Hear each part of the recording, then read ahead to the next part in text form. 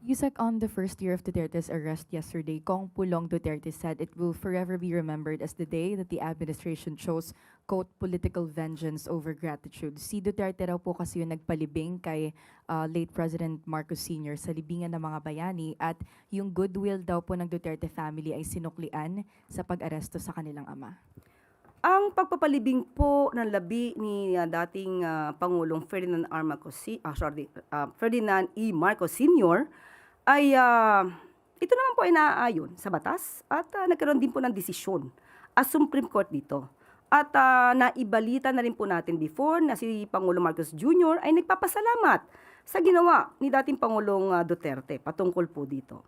Pero ang pagtanaw ng utang na loob ay hindi naman po kinakailangan na i-tolerate o tulugan ang anumang akusasyon ng kriminalidad at takpan ng mata sa maaaring nadulot ng karumal-dumal na patayan ng EJK. Hindi rin po pwedeng ipikit ng gobyerno at ng Pangulo ang kanyang mata sa mga sinapit po ng mga complainants dito sa ICC.